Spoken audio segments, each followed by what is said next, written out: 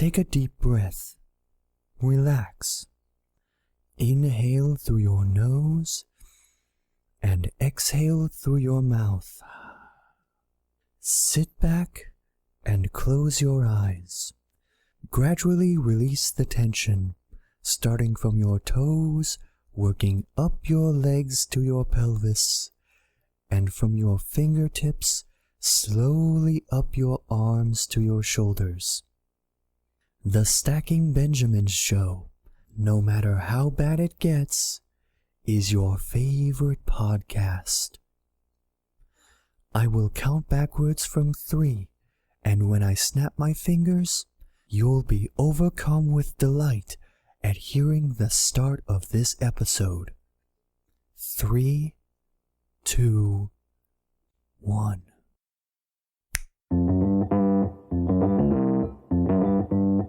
Live from Joe's mom's basement, I'm Joe's mom's neighbor Doug, and this is the Stacking Benjamin Show.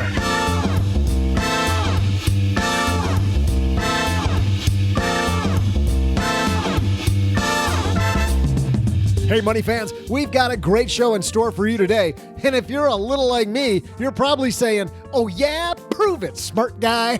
Well, I will, because on today's show, she saved over $15,000 a year just by getting organized. Please help us welcome Anna Davies.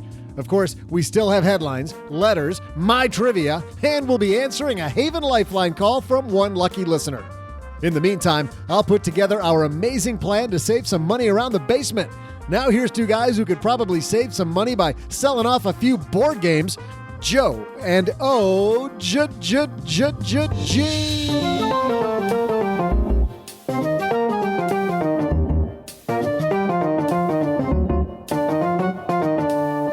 That's a bridge too far, man. Well, I thought he was going to tell us we had to sell a kidney or something, which, that'd be way push easier. comes to shove. Be way easier than selling one of these games. I'll wait for the kidney market to go up a little bit more before kidney market's kind of like Bitcoin, right? You just, it's really, really volatile. You got one shot. Yeah, I mean, you gotta talk about market timing. Well, you better be damn right. Hey, everybody. Dang it, kidneys are going for $40,000 this week. I missed out. Should have waited for earnings season. I'm Joe Saul-Sehy, Average Joe Money on Twitter, just so you know who's who. And across this card table from me is particularly ready to go. I would say this is all live television. We're just hitting it, right? We are moving today, no script. man. We just get to it. We got a fantastic. What is that mug you're drinking out of? What does that say? It says God made grandpas because he likes laughter. So your oldest kid's like 10 and you're a grandpa? Is that what you're saying? No, I'm not saying that at all. No. It's just you asked me what mug. Well, you got that one. Check out that logo, huh? Yeah. I got my little Ferrari mug going. Because I can't. It's like the mug my grandfather had that said, "I played in the U.S. Open," and then right underneath the "I played," there's like really fine print that says a harmonica. I saw those. Have you seen those? As a runner, there's those stickers, the 13.1 and 26.2. And I saw some when I was working in Upper Michigan. They had, the 0.0. A lot of people have seen that one, 0.0, and it said, "I don't run." And then I haven't seen that, but that's good. But there's another one that said 13.1, and in fine print it says the number of Oreos I can eat in a single sitting. There you go. It's perfect. We've got somebody who saved $15,000 just by getting organized on today's show. Organize. Anna Davies coming down to the basement. Guess what? We can put $450 in people's pocket today if they go to stackingbenjamins.com/magnify money. Because you know what happens, OG? When you go to Magnify Money, good stuff happens. You find that checking account you had, could probably have a better one. That savings account might not be as good as you hoped. And interest rates on savings accounts right now, do you know that we looked at this on last Friday's show? 1.4 is the highest. They're creeping up. Yeah, I remember we were looking at those and it was just at 1. So stackingbenjamins.com/magnify money. And we have a new sponsor today, OG. Love these guys. Two of the most frequent questions we get on the show are about diversification and passive income. We get those all the time. How about an investment that combines both? Real estate. Have you heard of Roofstock? Roofstock's online marketplace makes it easier than ever to buy, sell, and best of all, own tenant-occupied investment properties in top rental markets across the country, whether it's your first time or you're a seasoned pro. So they take it easy if it's your first time. They're gentle on you. They're so gentle on you.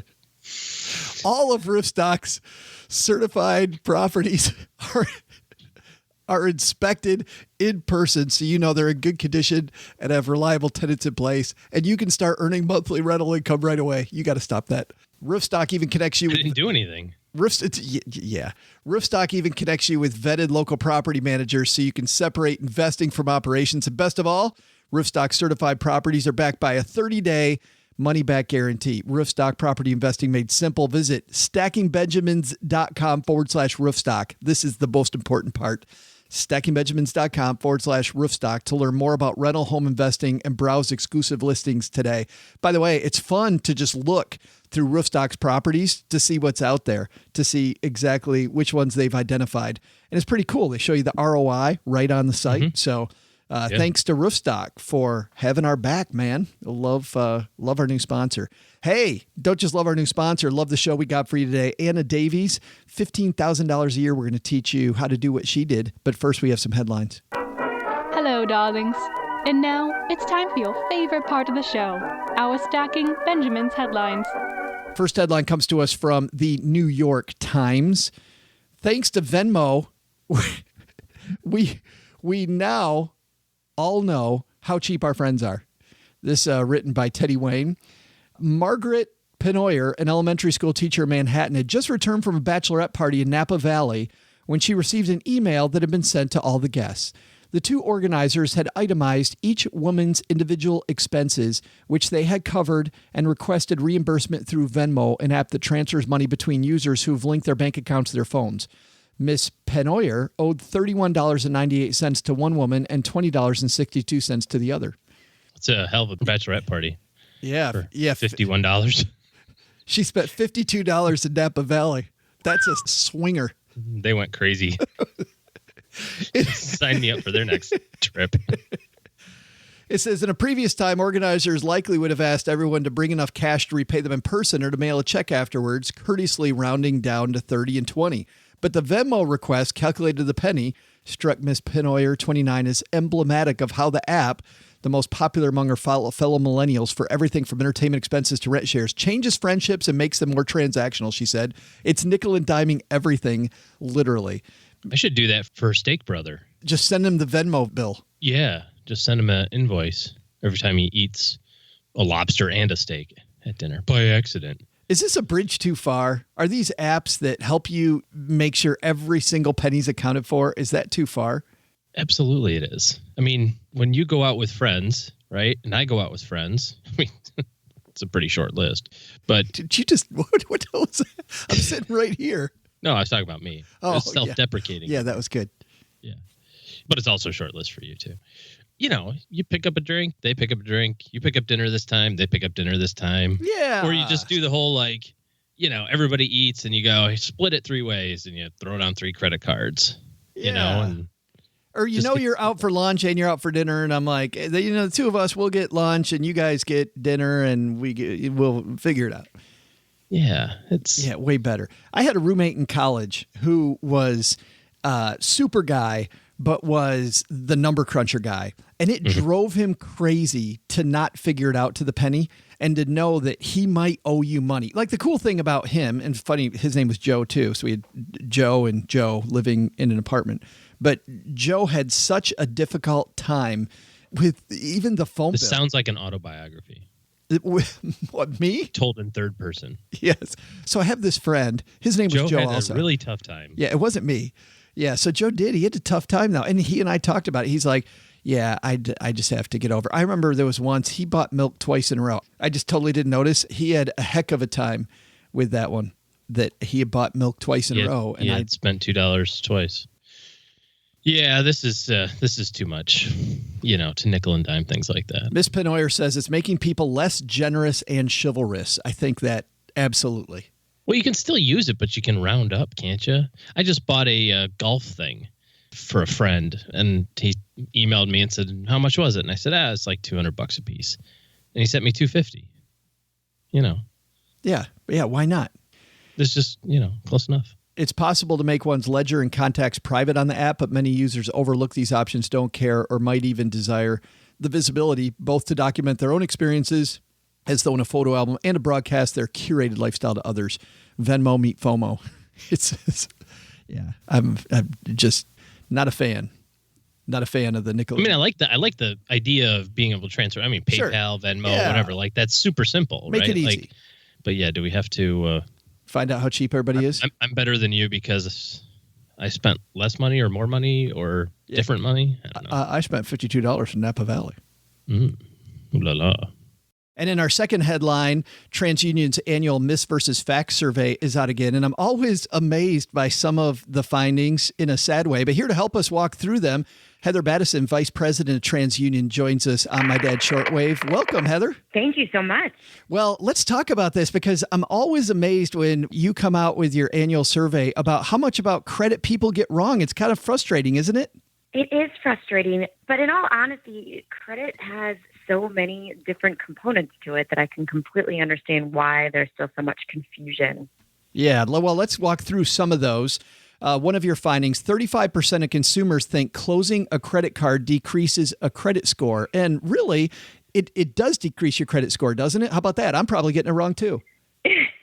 It's a hard question to answer because it really all depends on the other information that's on your specific credit report. But the impact of closing a credit card account just really varies by the percentage of available credit that the card provides and the length of credit history associated with that particular account. So to break it down, an example of that would be even if you're not using a card, but it's the card that you've had the longest amount of time, might not be a good idea to shut that card down. Gotcha. Okay. But if it's a fairly new card, high interest rate, and maybe an annual fee and I don't need it, shut it down and I shouldn't worry about my credit. Yes, most likely. It probably won't have a major impact. Got it. 48% of people think it's possible to lock all their credit reports at once. One of our contributors, Len Penzo, talks about locking your credit. And you say that's historically not been as easy as people think? Correct. At this point in time, there is no way to lock all three of your reports at the same time. Through Credit Lock, or Multi-Bureau Lock, you are able to lock your TransUnion and your Equifax credit reports, but you cannot yet lock all three at the same time. Do you like this idea that credit cards are coming out with now, Heather, where you can lock and unlock just by toggling your credit card, where you can toggle it on and off? How do you feel about those?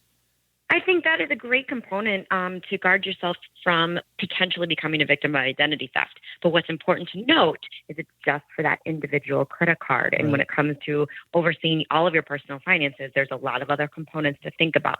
That's why it's a good idea to also think about locking your credit report. Gotcha. I was very surprised by this next statistic. 44% said marital status is factored into your credit report. I got to say, I never once thought that. Yeah, I mean, people think that once they get married, everything's combined, and it's just not. Everyone has their own credit report. Now, while marital status does not appear on your credit report, it still plays a very important factor in the couple's lives, particularly if they want to finance joint purchases like a home or a car. We've done some stories in the past, Heather, about some of these rumblings that maybe credit agencies like TransUnion are going to start looking at my Facebook friends, and if I have some loser Facebook friends, that might affect my credit score. You've probably seen those stories in the past too. Do you see the runway headed that way or not?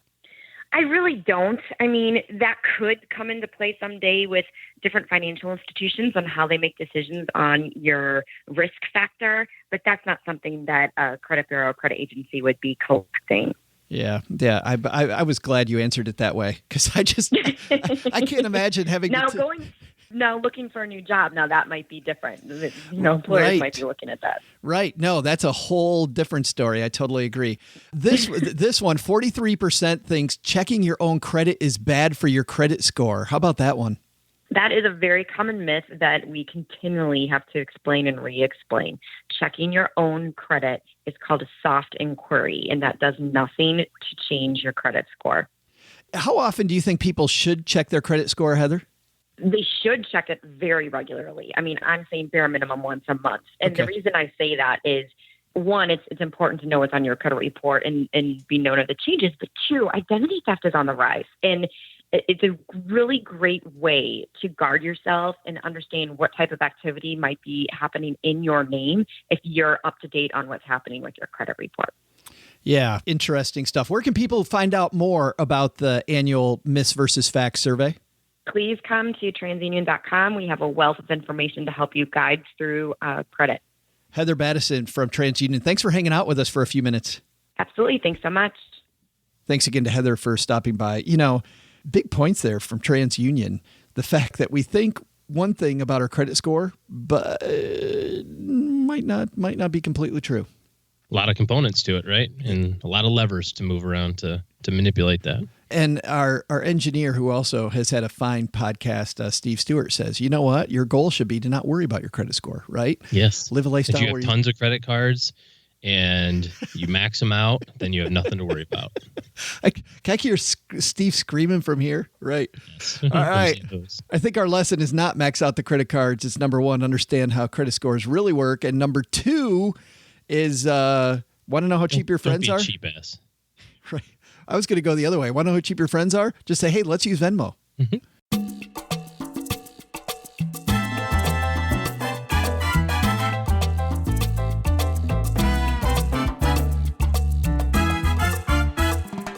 Anna Davies is a financial writer that you'll see all over the internet. I actually found her on LearnVest when I read this piece that she wrote about saving $15,000 a year just by getting organized.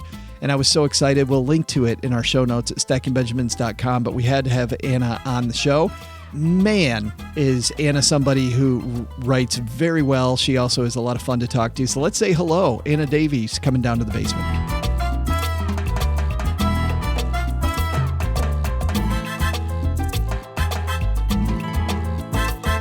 And Anna Davies joins me in the basement. Have a seat. How are you?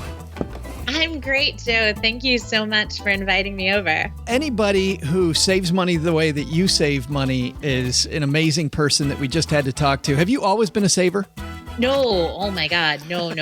I would rather talk about like the number of people I've slept with than how much money is in my bank account and what my credit cards used to look like. Like that stuff is secret. Right. So I read this article, this awesome piece on LearnVest. We'll link to it in our show notes at stackingbenjamins.com. But you say here that you had all kinds of stuff going on and then you became a freelancer and realized that you had to tighten things up, huh? Yeah, well, I actually am a really successful freelancer and I'm really proud of myself. So it wasn't so much that money wasn't coming in. It was that I was spending really poorly. I'm also a mom to a 2-year-old, and obviously daycare is super expensive. Having a kid is super expensive. And, suddenly sort of thinking about college savings and things like that, I realized that I couldn't just spend the way that I was when I was in my 20s and single. It just wasn't working. It wasn't sustainable. I was losing so much money and it was so embarrassing because I was spending most of my days writing personal finance articles. So I knew exactly what to do, but I just hadn't done it or applied it to my own life. It's like what's that thing about the cobbler with the kids have the worst shoes? The kids who have no shoes who are running around barefoot while they're like making Monologue Blonics or whatever. Right, exactly. Well, let's jump into these because you were able to ring up $15,000 a year in savings, which is amazing. And the first thing you did, cutting subscriptions. Tell me about that.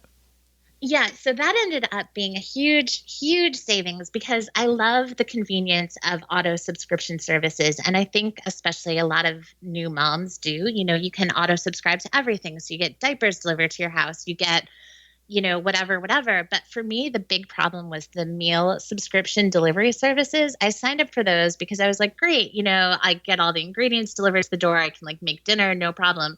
I ended up signing up for 2. Each one was $60 per week, $120 total per week.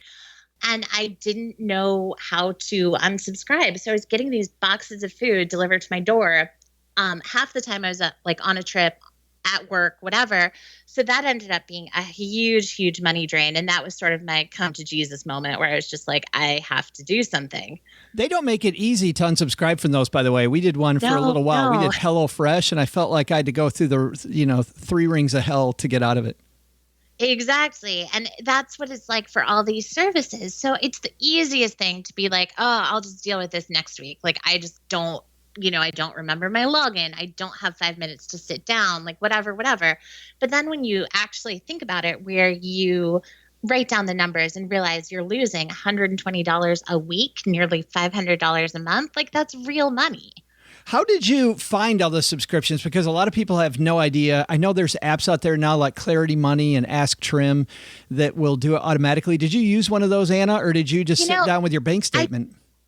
I just sat down with my bank statement. I think that the apps are great, but for a lot of people, it can just be one more thing on their to-do list. Like, oh, I'll download that app next week and deal with it. For me, what I did was just the down and dirty, printing out my bank statement, taking a highlighter and just highlighting exactly what auto subscriptions I had. And I had those auto subscriptions across 5 different credit cards. So even though I was paying my credit cards off in full every month, like, I would think like, oh, $9.99 a month for, Spotify, like no big deal. But it's like, oh, do I really listen to Spotify? Like, no, not enough to justify $120 a year. So I think it's just sort of seeing what it is, asking yourself like, well, how much am I using that? Like I had a dating subscription service and I haven't had a date in like 2.5 years. I have a toddler. Like there's no time. So like that was a huge, huge waste of money. Are there any of them that you unsubscribed to that now you look back and you're like, yeah, that was a mistake? Did you cut too far or do you think you could still cut more? I actually am sort of missing Spotify. So that's, $10. That makes me happy. So I might put that back because even though I don't listen to it a ton, like when I'm at the gym, if I want to listen to the Hamilton soundtrack or whatever, like, you know what, like give me that. So yeah, so I think I might go back, but I think sort of thinking in terms of a yearly happiness, like how much this costs in terms of happiness is pretty key for me. That's $524 a month you save there. The next place was rewards program. So instead of deleting, it sounds like you added something that saved you money. How did that work? Exactly. Well, the rewards programs are, at the drugstore where they're like, do you want to sign up for a rewards program? And I'd always be like, no, because like, you have to fill out the form and then the people behind you in line are mad at you. And it just seemed like another thing on your keychain, which incidentally, I can't even find my house keys right now. So, oh no. I know. So I had always said no to rewards programs, but then I thought about it and realized, I'm going to the drugstore 2-3 times a week. I'm spending, $25, $50 a week there. So even if it is only saving like $2.50, $5, whatever, that does add up when you think about it on a monthly and yearly basis. So I actually realized that by signing up for reward programs and using them diligently, like at Target, using the red card and getting the 5% back, I was actually saving about $50 a month. That red card is amazing because they would ask me over and over if I wanted to sign up for the red card. And I thought, God, I don't need another credit card in my wallet. Once I found out, Anna, that it wasn't a credit card, well, you can do the credit card, but it's a debit card, comes right out of my same checking account, but I get 5% off automatically plus whatever else I get. There's no way you can lose with that deal. Exactly. And I think a lot of people just don't think about it because they're like, I don't have time. Like, no, exactly like what you said. Like, you already have enough stuff in your wallet. Yeah. And I wasn't informed because I'm used to going to every store, especially around the holidays, and hearing, hey, you want to sign up for a store credit card? Screw you. I don't want anything to do with that. Yeah. Next, you started buying in bulk. Exactly. And I think with that saved me about $50 a month. And that was just going on Amazon Fresh, Prime Pantry, things like that, and sort of seeing like, okay, what are the things that I buy every single month and how can I save on that? Like I have a toddler, so we buy the like little toddler pouches. We buy a lot of cereal. We buy a lot of Oreos to feed the neighborhood kids downstairs. I mean, that's in the budget. So signing up for one of those programs and sort of just getting things in bulk is pretty key for those every month purchases. Well, and it seems like too with your work and like a lot of our listeners' work, time is money also. That seems like that would also save you a ton of time when you can get other things done or have more quality time with the family. Exactly. Yeah. Exactly. So that's $50 a month. So right now, between the three of these, we're already up to $624 a month. Money saving apps and browser extensions. You know, one of the apps that you list here is Honey. We've tried to get Honey on the show. I don't know why they don't come on. We've had the people from Digit on that you talk about here, but I love Digit. yeah. So tell me what you love. What did you download and how did it work? Right. So Honey is great because it automatically applies coupons and promo codes at checkout to your purchases. You know, and if you are buying online a lot, which I think most people are, it's easy to sort of overlook all the promo codes that are out there because that's just one more step and you just want to get it in your cart and get it to your house. So I found that is so easy because it just automizes it and makes it so you get the promo code. And then Digit is great because it just pulls money like secretly from your checking account into savings. You don't notice it. It analyzes your spending day to day. And if you've spent less that day, it'll quote unquote take money and put it into savings. So it's there for you. So it's not saving you money, but it's just making you think of money in a different way. Right. So yeah, so I found that those two to be two of my most helpful. Digit recently started charging, as you know. Did that affect your usage of Digit, or is it more about, like you said earlier, changing your behavior?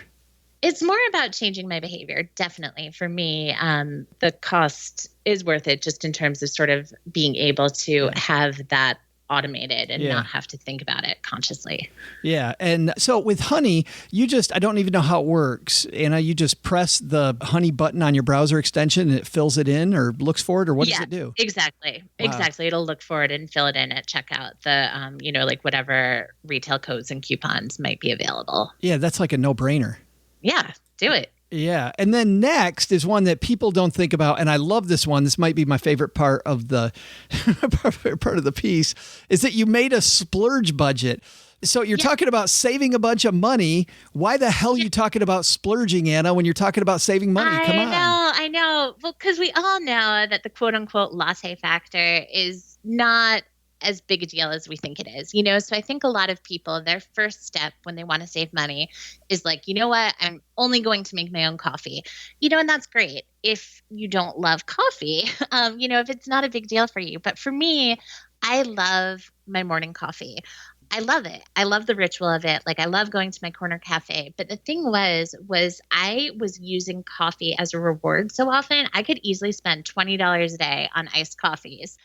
So I knew that I didn't want to cut it totally out of my budget. I still wanted my daily coffee. So I decided to get really, really strict about it and say like, you know what? I'm going to spend $5 a day on coffee. So that was like my splurge budget where I actually bought a gift card to my local coffee place, for $25 and would just spend that. And when it was done for the week. Like I was cut off. So if you decide to spend $8 on a day, you were going to pay for it later. Exactly. So it just cut those random moments of like not, just wanting to do something where you're like, oh, like I've got 5 minutes to kill. Like, what should I do? Like, oh, there's coffee place. Like, let me get a nice coffee. Like, no, like now it's just like I had my daily iced coffee ritual and that was it. And that saved you $100 a month by tracking your splurging. Exactly. By tracking my splurging, and I still was able to enjoy it. Yeah, right. And enjoy it and know that you're not breaking the bank now.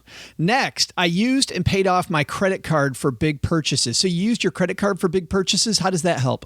I have always had a complicated relationship with credit cards. I was in debt a couple years ago, and after I paid that off, I got very nervous about using my credit cards because I didn't want that to happen again. But I was also missing out on a lot of rewards and points. And I also was confused about how to use a credit card. So what I realized was that, hey, I have gotten in the habit of paying off my credit card every month. I know exactly how much I'm spending. So why not use my credit card for big purchases rather than my debit card? So for me, that ended up saving me money in terms of being able to maximize points and maximize rewards. Like I was able to pay for a San Francisco hotel purely on credit card points from the purchases that I had made since February. And those were purchases that I was going to make anyway and would have used my debit card otherwise. Awesome. So what's interesting to me was that when you talk about having a complicated relationship with credit cards, you did start using some tools to help you with that, though.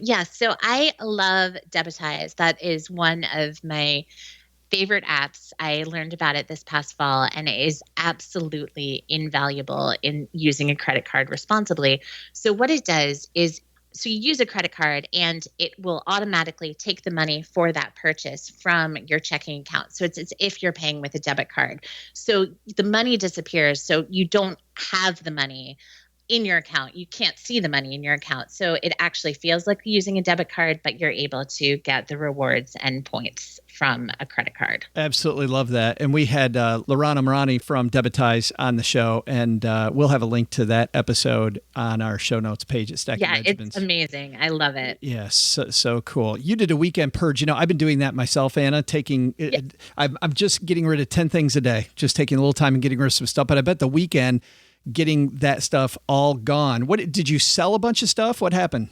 You know, I sold a bunch of stuff. I actually made about $200 from a weekend of selling things I was no longer using. And for me, that meant mostly baby gear, which, as anyone knows, takes up a ton of room and, you know, is expensive in new condition or like new condition. I mean, I had 4 strollers in my 1-bedroom apartment.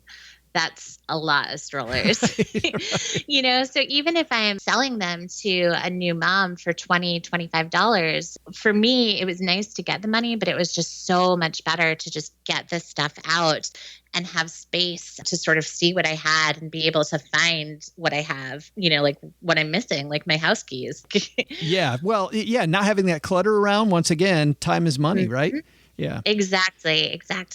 Next, I'm going to lump the next couple together because you made an appointment with an accountant, you retooled your investment strategy. So it sounds like to me, once, Anna, you had all of this savings, you then, I guess, worked on your business and worked on putting that money toward the future. So not just saving the money, but making sure that it went to provide for the future? Exactly. And I think investment, whatever strategy you choose, it's so important, especially for women and especially for women who are in their 20s and 30s. You know, I read a stat somewhere, I think Sally Krawcheck said that women are losing about $100 a day for every day that they don't invest. Wow. And I don't think I think that everyone has to do their own due diligence and find the right investment strategy for them. But I've heard so many women, you know, both personally from my friends and also in my work as writing a lot of personal finance articles, from women saying that they don't have enough, and men too, but I think that women especially, there is a gender investing gap. So I think just being able to actually be like, you know what, I'm going to start today. I'm going to research today. This is the amount of money I have. This is the amount of money that I can contribute each month, and know that that can grow and increase as you get more savvy, as you have more money to invest. But I think just starting at whatever level you're at is so important for women and men too. Sure. Well, you saved $1,222 a month, $15,000 a year. That's got to feel awesome. It is awesome. And there's still so many more things I need to work on in terms of personal finance. But I think that sort of getting these things under control has made me feel a lot more confident and really made me excited for the next steps and really made me feel proactive about the next steps as well. Anna Davies, thanks for hanging out with us. Thank you so much, Joe. Hey, loyal trivia fans, you already know this because I'm pretty much the only reason you listen to this show, but I am Joe's mom's neighbor, Doug. And if this is your first time listening to the show, I'll let you hear it right from the source. This is the most anticipated part of the show for easily tens of people. You're in prime time now, baby, but we're stepping up our game because wasn't Anna Davies inspiring? To prove it, I'm making some changes around here to save money. I've already unscrewed every other light bulb upstairs, got rid of that bulb in the oven, color-coded all the perishables by their expiration date, and I'm saving money by not turning on the light when I go to the bathroom. Splash and ching! I'm calculating the savings we'll have here, but first, let's get you some trivia. Recently, Snap, the parent of Snapchat, dropped over 8% in a day because of a Morgan Stanley analyst who dropped them from overweight to equal weight, which means the doctor has always told me that overweight was something I should avoid. But is overweight good or bad when an analyst says it? I don't know. Joe, you got the answer to this one? I have no idea what I'm talking about here. I'll have your answer and some more money-saving ideas right after somebody tells me the answer.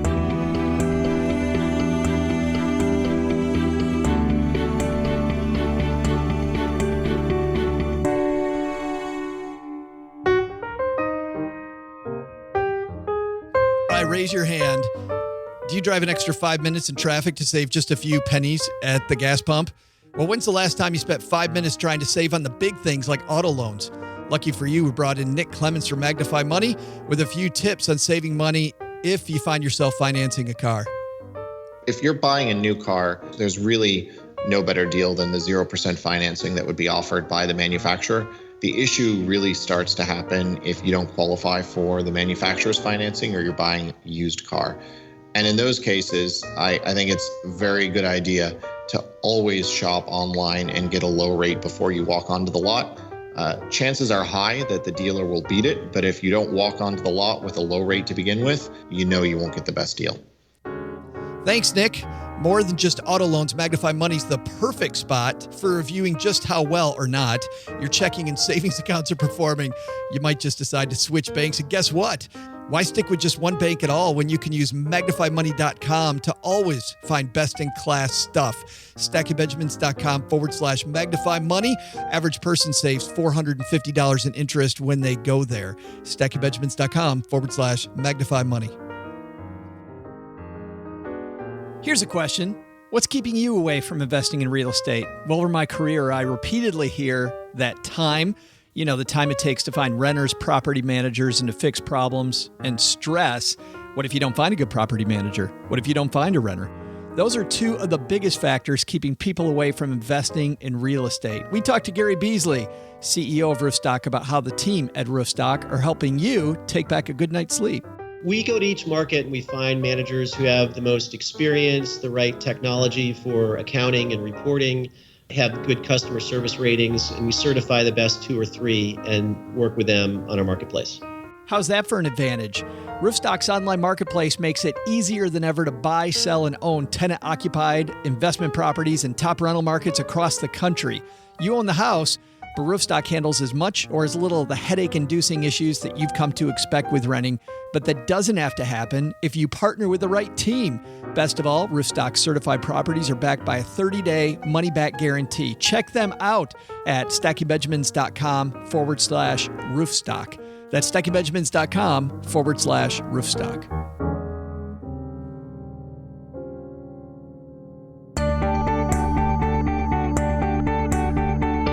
Welcome back, trivia fans. I'm Joe's mom's neighbor, Doug, and I bring money-saving news and your trivia answer. It's crazy what a few changes around the house can do. I unscrewed all the lights from the basement, just have the glow on the computer now, which is so romantic. On the break, I found a couple of purses laying around with some random dude named Ralph Lauren's name on it. I've never even seen Joe's mom hanging out with that guy, so I went ahead and threw them out.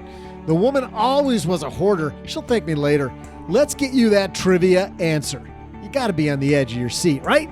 Before the break, I asked you this question. Recently, Snap, the parent of Snapchat, dropped over 8% in a day because a Morgan Stanley analyst dropped them from overweight to equal weight. Is overweight good or bad when an analyst says it? The answer? Being overweight means that an analyst thinks you should load up a lot on the stock. Being equal weight means you should have it in your portfolio, but at about the same allocation as everything else. Underweight? Well, that's a term OG's never heard, but it means you should own less of it. Speaking of owning less, I just had the greatest idea. The circuit breaker's right here next to me. We'll save tons of money if I just flip this. Yet that seemed like a good idea at the time. Leaving, what a good idea. And finally, we got everything all turned back on. Lights coming back. Okay, thanks for that, Doug. Yeah. Let's skip Doug. That big switch that says it's got that when you put the tape over the switch, so it's always on. There's a reason for that. We got to put a tape over the light bulbs too. Put a tape over the light bulb in the oven. What about Anna Davies and these subscriptions? You went through and looked at your subscriptions recently. Oh yeah, we have way too much. Way too much. And it's sneaky, right? You look at it and you go, well, that can't be that much. I mean, $8 for Hulu, it's really $13. $10 for Netflix, it's really $12. Spotify Premium, Spotify Family Premium, kids buying apps on, their iPads. And what's ding, cool ding, is ding, ding, ding. she saves so much money, and really, it didn't take a lot of time. I mean, in the big scheme of things in our head, it seems like $15,000 a year, that would take forever. Didn't take her that long. I like the idea of, as it relates to subscriptions, right? Can't you what if you canceled them all and then started over? It just said, which one do I need? The first time I need it. Right. Yeah. Like, where do I miss it? It's like, oh man, I really miss whatever. It's interesting. It's an interesting take. Hadn't thought of that. Hey, let's throw out the Haven Lifeline, tackle some of life insurance's most important questions. Our friends at the Haven Life Insurance Agency, they're disrupting the life insurance industry, OG, by focusing on what you value most. You know what that is? I know what I value most, but I know what they value most too.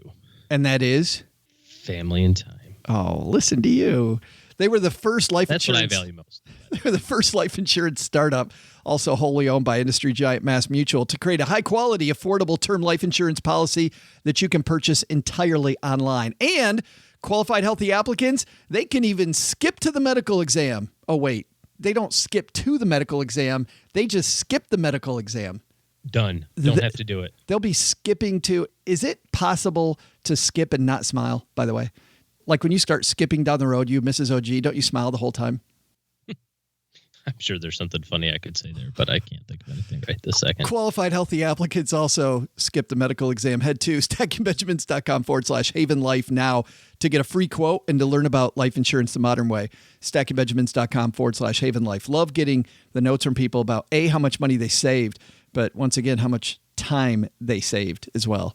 We're throwing out the lifeline today to our new friend, Derek. Actually, Derek is a friend we've talked to before and talked to him on Twitter. Hey, Derek.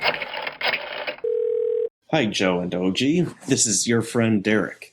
I recently started to go back to school to finish my bachelor's degree, and I've been blessed to have tuition reimbursement at my place of work, tuition discounts provided by the school, as well as saving up enough money so that all my tuition is easily covered. My question is, my wife has about 30 grand worth of student debt, and her student loans are accruing at like 4.5% to 5.6%, whereas my student loans are 3.75%. With the extra money that I'm going to have from my student loans and my employer discount, I was wondering if you had a recommendation as to what I should do with that money. Should I pay down my own student loans? Should I put it in my IRA for some interest rate arbitrage? Or should I pay down my wife's student loans because those are a higher interest rate? My natural inclination is option number 3, but I would like to know your thoughts too. Thank you. Yeah, thanks for the question, Derek. What a great question. Does he worry about interest rates, get rid of the debt? What does he do, OG? Assuming that everything's covered, like he said, you just follow the normal process, right? You make sure you have a good cash reserve. Once you have a cash reserve, we want to start eliminating debt. Certainly want to contribute to your retirement plan. If you get a match, up to the match, take advantage of the free money. And then I like to eliminate stuff that's going to have a cash flow impact. Like if you've got a loan that's $100 a month and you have a loan that's $50 a month, but the $100 one you can pay off faster, I would rather pay that one off, even if it has slightly higher interest, because that's going to free up more cash flow. You mean even if it's slightly lower interest? Even if it's a slightly lower interest? Yes, I'm sorry. Yes. Yeah. If it's slightly lower interest, correct. Just because I like the extra money in the plan. So I might kind of look at that a little bit too. But if it's all just kind of one payment and it's about the same, then yeah, go after the higher interest. It's not going to make that big of a difference. I mean, depending on the balance, if you owe $30,000 and she owes $30,000 and the difference is 1%, that's $25 a month. Yeah, I'm with you. Of interest difference. So I'm with you too. If he can use that money to wipe out one of these loans and capture the cash flow, I like that first. Then I like the interest rate arbitrage option. Well, like you said, assuming that emergency funds in place. Yep. Yeah, good stuff. I saw you smiling, so I must have done it right. Yeah, I was very proud of you in that answer. I just had this warm fuzzy. I know. You were. I could tell. You were like glowing. I'm like, nice job, Grasshopper. We also got that one right, OG. Good job. Yeah. Oh, I should tell people how to do this, by the way. If you've got a question, would like us to send out the lifeline to you to throw it out and save your financial life. Probably won't do that, but we will give you a little direction. Realize that we don't know you and you should talk to your own financial advisor about these issues. But if you want us to give you some directional fun stuff to ponder, head to stackingbenjamins.com/voicemail, and that's how we throw out the Haven Lifeline to you. Doug also brings down the mailbag, and in the mailbag today, we got an interesting question from Brett, OG. It says, hey, Joe and OG, the question about blogging. I remember when Daryl wrote us saying he wanted to start a blog. The question about blogging inspired me to write in this question. For context, I'm 22 years old, just graduated from college with a double major in marketing and personal financial planning. And by the way, nice job. I was going to say, if you're going to go into financial planning, I can't tell you how many people I worked with when I first started off as a financial planner who had so much coping going on because they didn't realize that this is a job where you have to build your client base, and marketing is a huge part of being a brand new financial planner. And it becomes a smaller part the longer that you're a financial planner, right? It starts off like 90% marketing, 10% financial planning. And by the time you get established, it's more 90% financial planning, 10% marketing. But marketing is still a piece. And I remember this one guy, James, that I started with, who just bitched nonstop. I can't believe this is a marketing job. I'm like, what did you think? Did you think that Ameriprise was going to give you all the Glengarry leads? Like they were going to take, we have here's our best clients. Yes. You should service them. Brand new person. Yeah, you're brand new. We're going to trust the big money with you. No, your job's to bring in new people. So interesting there. But anyway, so nice job there. Marketing, personal financial planning. Brett continues. A couple months ago, after doing some financial literacy presentations with a school program, I decided I wanted to start making educational videos about personal finance, financial literacy, possibly with a blog targeted at people my age. I have experience in writing, video, and public speaking, acting from previous hobbies. The topics would range from aspects of financial literacy to short definition videos, i.e. what is TVM. Now, here's where my question comes. I recently and unexpectedly started a full-time job with a financial planning firm as an associate intern with the intent of one day becoming a certified financial planner here. If I were to pursue this side hobby, would I need to become anonymous and hide my face identity with a handle like OG or Average Joe Money? What measures would I need to take to protect myself from issues with certain regulations on the side hobby, i.e. disclaimers on a homepage? Would I need to disclose any information to the firm about this, and also any other advice you could give? Thanks. Well, OG and I were anonymous for different reasons in the past, but mine had to do with a buy-sell agreement. I had sold my company, and even though this little company wasn't making any money, and I certainly wasn't competing as a financial planner, I didn't want the person I sold the business to even think that was the case. So I was going to stay anonymous while I was getting a non-compete. I was getting a payout from the non-compete. So I wanted to make sure I wasn't competing at that time. Still not competing. But anyway, what do you think? Should he go anonymous? That's pretty risky, I think, right? I mean, anytime you do some work for, if you're working for a person or a company and then you decide to do something that's really similar.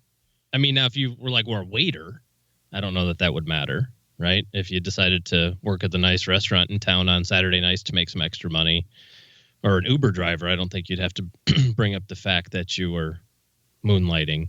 But if I were your employer and I stumbled upon or found out that you were pursuing this other business that's very similar to the business that I was hiring you to do, right? I would be pretty frustrated. I think the right approach to this is to use this idea that you have to help grow the firm that you're a part of. You want to become a CFP, you want to work in the financial planning world. You've got all these skill set. I mean, the likelihood is that you're probably working for somebody who's 50 plus years old, who has no idea how to use social media, has no idea how to use YouTube or blogging or any of that sort of stuff. Probably, if that's, just using the demographics in the financial planning industry.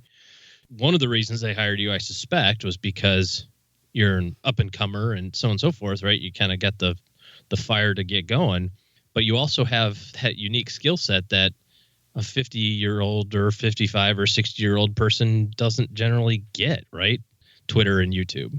So I would approach it from the other way. I wouldn't say, let me try to hide this from them. I would say, let me brand this with them. Absolutely. And let me use their resources to help facilitate it, but then also you make sure you don't run afoul of any rules and that sort of thing. I'm so proud of you today. How'd I do? 2 for 2? What did you put in your coffee today? It's because it says God made grandpas. It must be. In I got the Ferrari mug. It was like, you're the Ferrari today, man. Holy cow. Thank you. Just fantastic. That engine's running. It doesn't. It usually kind of sputters, and today you're just on it. You know what I think, Brett? I think good night's sleep last night. Well, I'll tell you what I think. I think that, listen, the side hustle might go well, but it also might backfire. But clearly he wants to be in financial planning. And so make sure that these two things work together. I mean, and then the rest is everything that you said. But the most likely thing, don't make sure the side hustle's great at the expense of hiding from the main thing you really want to do. I don't think that's a good course of action there. Great stuff. If you'd like to write us a letter, first of all, try the Haven Lifeline, stackingbenjamins.com/voicemail. But you can also go to stackingbenjamins.com. You'll see Ask Us a Question on the top of our Stacking Benjamins homepage, our brand new website, thanks to our partner, Kathleen. Looks snazzy. It is fantastic. Click that button, and there you go. You'll have the Haven Lifeline. You can write us a letter, anything, or just send them to me, Joe, at stackingbenjamins.com. Thanks to everybody also who's left us a review of this show. We've had just some great reviews lately, and I'm humbled by the people that not only said lots of great things about us for our 500th episode last week, OG, but also people that take the time to tell other people exactly what they're getting into when they listen to the Stacking Benjamin show. And of course, the second that I want to go and talk about reviews, iTunes just decides to die on me. Freeze. Yeah, we'll bring up more of those on the next show. Or go to iTunes yourself and write a review, and then you can see all the other reviews. That's right. Just go there. It's a twofer. You get to see everybody else's. Yeah. And it takes 2 seconds. Write your own. It takes no time. Yeah, thanks. Also, if you're looking for good help in your corner and don't know where to turn, guess what? OG is taking clients. Head to stackingbenjamins.com, letter O, letter G, stackingbenjamins.com/OG. That will lead you to his calendar, and you can set some time to see what it would take to have OG helping with your financial plan. All right, everybody, that is it. That's it for you this week, OG. Friday, I'm here. Eric Roberge, who is a certified financial planner in Boston, joins our roundtable. Boston. He was, how Investment News had the 40 under 40? He made their... I was weirdly missed in that list. And unfortunately, as you know, I am now unqualified. Yeah, and this is the last year.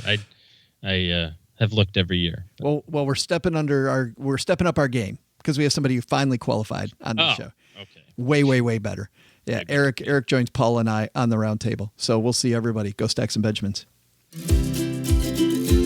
So what did we learn today? First, Anna Davies is right. You can make big changes in your cash flow just by changing a few small things. Second, cheap friends. While you are who you surround yourself with, cheaper does not always mean better. But the biggest lesson, never leave the light off when you're using the bathroom. It might be fine for a little while when you can stand up, but when you got a feel for the seat later, you might end up with a mess on your hands. This show was created by Joe Saul-Sehy, produced by Richie Rutter-Reese, and engineered by the amazing Steve Stewart. Kathleen Selmans handles design, newsletter, and classroom opportunities. If you'd like to learn more, head to stackingbenjamins.com/classes. Online, visit us on Twitter at @SBenjaminsCast or on our Facebook page. Shannon Cowan is our community manager and social media guru. I'm Joe's mom's neighbor, Doug, and I'm pretty much the guy in charge of everything around here. Trust me, this well-oiled machine didn't get like this all by itself. SB Podcasts may receive payment on the show from sponsors and guests in the form of books, giveaway items, discounts, or other remuneration. There's no way you would take advice from these dorks, but like Joe's mom always says, don't take advice from people you don't know. This show is for entertainment purposes only, and before making any financial moves, consult with a real financial advisor.